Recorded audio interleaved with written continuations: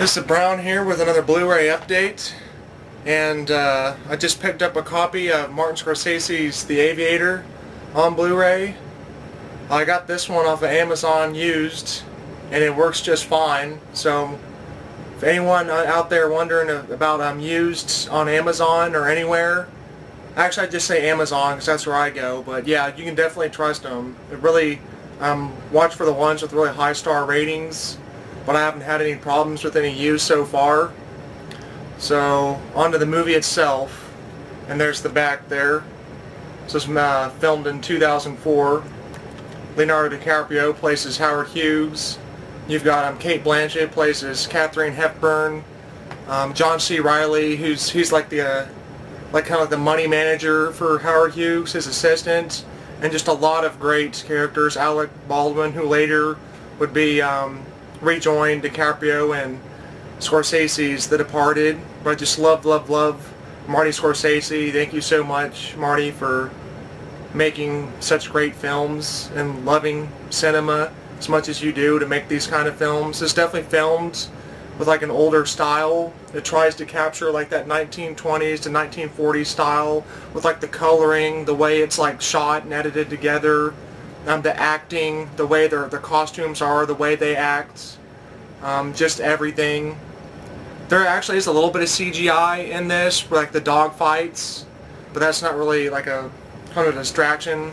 I noticed Marty is really kind of, because of the times, going into CGI and going into digital, he's actually kind of working his way into that, especially if you've seen Hugo, and it worked well. He even did the 3D with it. So he's definitely, able to learn, and, you know what they say, you can't teach an old dog new tricks. Well, Marty's up for new tricks. And basically the rundown of this, Howard Hughes, played by DiCaprio, is a real-life character. He was like a billionaire. He was a movie producer.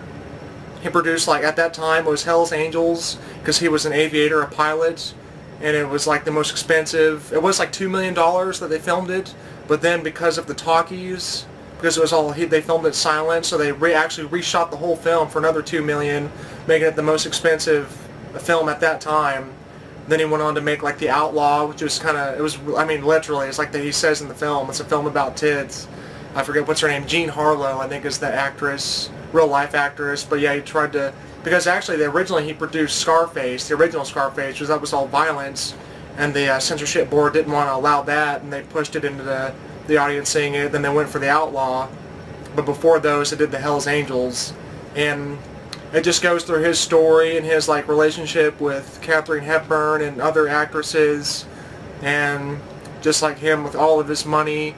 Like, he uses his money to keep pushing into the aviation, like he does. Like, he makes like planes for war, makes the biggest plane ever built at that time, tries to make commercial planes, starts up TWA, their own, because I think the time was Pan Am, where they were like the only ones, and they were going to push it and go international. They were kind of racing against Pan Am, and then towards the end of his, towards the end of the film, not towards the end of his life, but later on, years later, they kind of, TWA strikes back at him. He's like losing all this money, but it was never really about the money for him. He's always like pushing forward, trying to be the aviator. And this film runs like near 3 hours, but the real, what really gets me, what strikes a chord, it's just to watch the film is the character study of Howard Hughes. And very interesting character. I'll start off with like saying like he had OCD, but I'll go into the scenes. If you've seen Aviator, the scenes that really, I'm not going to do the whole spoiler review, just there will be for the scenes with pretty much into his mind. But throughout the film, you'll notice kind of he does things like he'll repeat himself, or just like he's kind of like a germaphobe, and he's always has to scrub his hands. There's a scene, beautifully shot. There's this bathroom, the whole interior is just beautifully green, like decorated. And there's a part where it shows the camera angle of it shows the going down in the sink. It shows his hands. He's scrubbing his hands, and then he scrubs so hard he actually makes his finger bleed, which is kind of like a shot from one of Marty's earlier films. I forget the name of the film. The guy's like shaving, like cuts himself, and all the blood goes in the sink. But that scene, he just keeps scrubbing and scrubbing and scrubbing. He just like can't get the germs off of his hands. That little bits and pieces here and there will unravel from his persona, his personality, and with that scene, which will go later on into the scene, which I'm about to get to. If this will probably run over, but I'll cut, and then you've seen if you've been on my channel, you've seen how I do it with the editing. It'll just go right into it because I can just talk and bullshit forever. But the scene of the film is where later on he has his own movie theater, and he never actually, at the time, it was his own personal home theater. He never actually got the Outlaw like onto the screens yet, so he just has the reel of it at his house, and he plays it. And he's sitting in the first seat. He has like a whole seatings, and he's sitting there. I mean, there's no lights, and he's watching the film, and he gets caught in this repeating, where he keeps saying something just over and over and over, and basically, it's his own mind. He kind of puts himself in this whole. Okay, basically. He does a lot of the blueprints with the aviation and the planes and building them, and like, let's say for metaphorically, like his whole life is like this big blueprint. Everything is blueprinted, and if one little thing within that blueprint of life just, goes wrong, if he has to be in control at all times to control everything in all aspects, and one little thing that could go wrong and catch him and set him off guard, just completely unravel his life and his mind and his thoughts. And you'll see that happens a lot, and which eventually leads to this film, or I'm not the film, sorry, but the scene. And how to put this? He's kind of at that point. So everything has become out of his control, and his mind is just right there on that one thought that he keeps repeating over and over and over. He can't, everything around him, the world, the people, everything, he's quarantined himself within his mind, within his own world, within his own, with his own hell, his own nightmarish prison that he's put himself in. And he stays in there for days. Just naked. He don't take baths. He has all these he takes like the little like Kleenexes because he can't touch anything because he get afraid to get germs from everything because with OCD, and he's caught himself when he can't get out of this hell he's put himself in, and he's like drinks all this milk, and he shows all these jars of the piss or urine that he's urinated in, and they're all lined up for just how many days he's been in there, trapped himself inside this hell within his mind that he can't escape from. And just beautifully shot, like the red lighting. A lot of those other scenes, you'll see like the flames, which also represents kind of like even the plane crash is a representation of all the flames and the hell, the fire and brimstone that is within his life that he can't escape from. And they're like the scene he's trying to push his way out, and then it's like his hands burn, and the smoke, like the explosion goes off, and he's all scarred. And it's kind of like within, somebody knocks on his door, like one of the waitresses or whatever, and he opens up slightly and looks out, and there's a little poster on the side from Hell's Angels, but within the image it just shows like the hell, representing the hell that he is in. And like all three films, kind of like Scarface, it's kind of like he gets scarred from his from the plane crash, for trying to make like the fastest plane ever, and he test flies it, and then the other film, The Outlaw, which he's like the outlaw of Hollywood and of everyone, because they're always telling him, naysaying him, like, you need to back off, stop spending all this money, stop doing this, and he just completely he has to keep pushing forward and forward and forward, otherwise, if he's not going in a direction, keeping in control in that path, he'll just completely lose it, and his mind will, and eventually, and that's what happens within the scene. He goes into his own imprisonment within his mind. Just amazingly metaphorical representation of the character. And that's the main. I guess I don't want to spoil the story. I just see. I knew that would happen, but it kind of. I know it kind of spoils the meaning of the film, which I think that's what the film is really about. Is about him and the character study of him, and his mind and everything. How everything's all blueprinted, his whole life, and it has to be exact the way he imagines it on his blueprints. And eventually he gets out of that state of mind.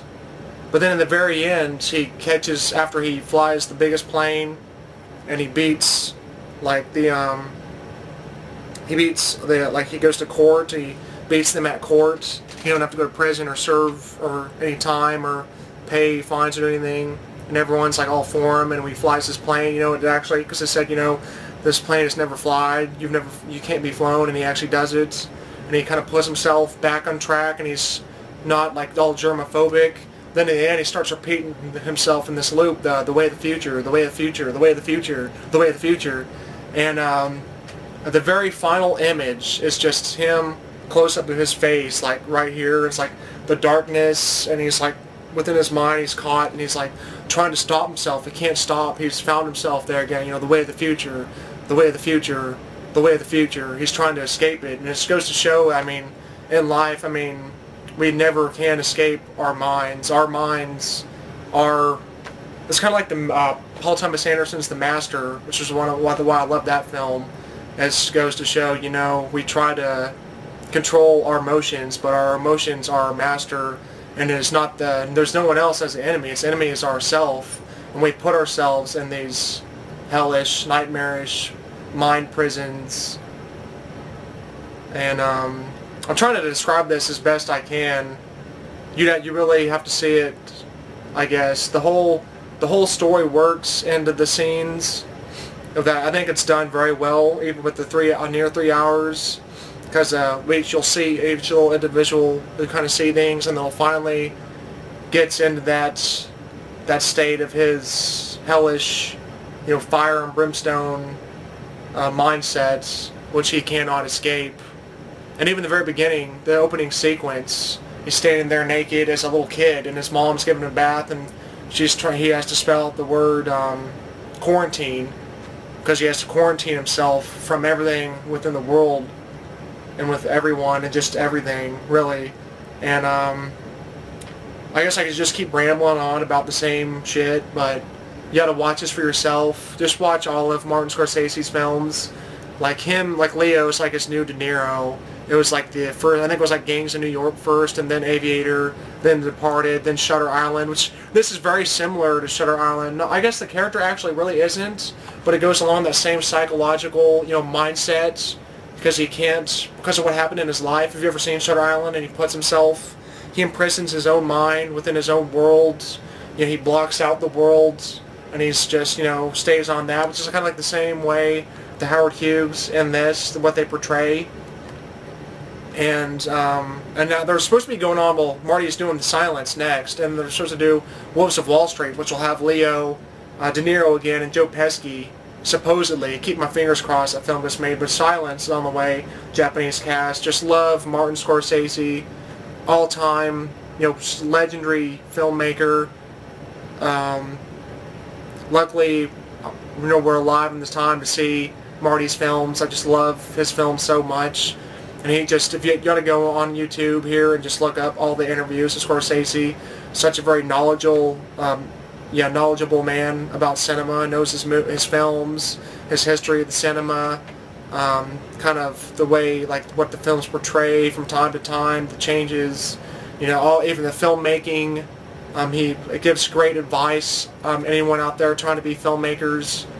But I'm gonna stop kissing Martin Scorsese's ass and watch The Aviator. This was like the only film I have left to see is Kundun, aside from his documentaries. I'll probably get Kundun, but just not on Blu-ray. But I'll watch it because I think that's the last film I haven't seen of his.